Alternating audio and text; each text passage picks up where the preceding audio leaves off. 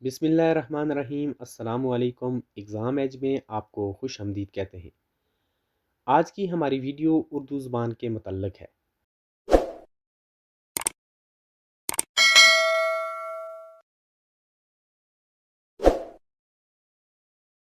آج کی یہ ویڈیو اردو کے معانی اور ابتدا سے اب تک اردو کے مختلف ناموں سے متعلق ہے۔ آج کی ویڈیو کے مقاصد یہ ہیں کہ ہم جان سکیں زبان کی تعریف، اردو کے معانی، اردو زبان کے مختلف نام، اور آخر میں ہم آج کے موضوع کا خلاصہ بھی دیکھیں گے۔ سب سے پہلے ہم زبان کی تعریف دیکھتے ہیں۔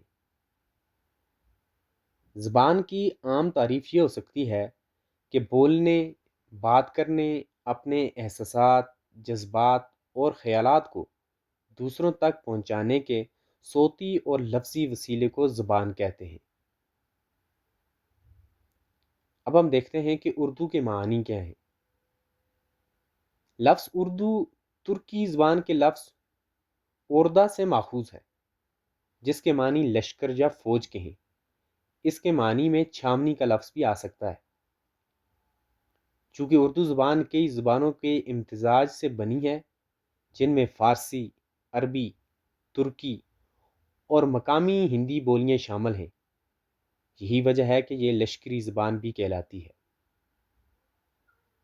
اب ہم دیکھتے ہیں کہ اردو زبان کے حوالے سے مختلف نام کیا رائج رہے۔ اردو زبان اپنی تشکیل اور ارتقاء کے دوران مختلف ناموں سے پکاری جاتی رہی ہے۔ ان میں ایک نام تھا ہندی یا ہندوی۔ اردو کا قدیم ترین نام ہندی یا ہندوی ہے۔ اس کی شہادت صوفیاء کرام کے ملفوظات، ادبی لغات اور تصنیفات سے ملتی ہے۔ قدیم لغت نویسوں نے 14ویں صدی سے 18ویں صدی عیسوی تک اس زبان کو ہندی یا ہندوی ہی لکھا ہے۔ اردو زبان کا ایک اور نام ریختہ بھی ہے۔ ریختہ فارسی زبان کا لفظ ہے جس کا مصدر ریختن ہے۔ اس کے معنی ایجاد کرنا، بنانا، نئے سانچے میں ڈالنا ہے۔ ریختہ ایسے کلام کو کہتے ہیں جو کئی زبانوں کا مرکب ہو۔ ریختہ ابتدا میں مخصوص طرز کی شاعری کے لیے استعمال ہوتا تھا، جو بعد میں اردو شاعری کے لیے مشہور ہو گیا۔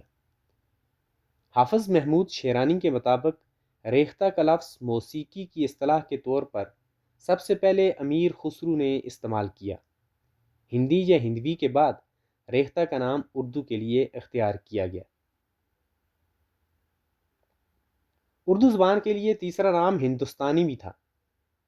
اردو کے ابتدائی عہد میں ہندوستان کی نسبت سے اسے ہندوستانی کہا گیا۔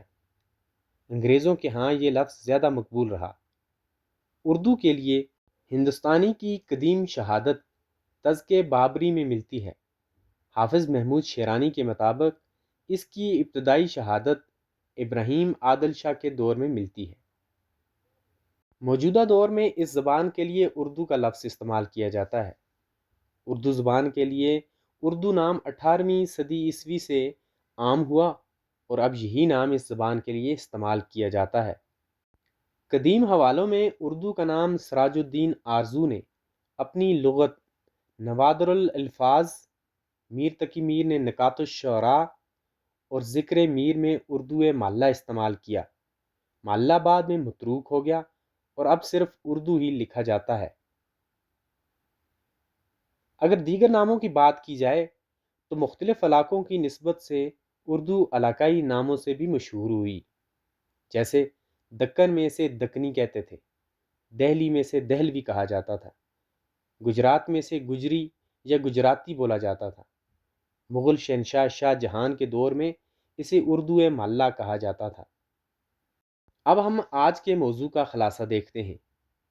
زبان احساسات، جذبات اور خیالات کے اظہار کا صوتی اور لفظی ذریعہ ہے۔ اردو ترکی زبان کا لفظ ہے جس کے معنی لشکر کے ہیں۔ اردو کو مختلف ناموں سے پکارا جاتا تھا، جن میں ہندی یا ہندوی، ریختہ، ہندوستانی اور اردو۔ مختلف علاقوں کی نسبت سے اردو کے دیگر ناموں میں دکنی، دہلوی، گجراتی اور شاہی دربار کی زبان کے طور پر اردو محلہ کہا جاتا تھا۔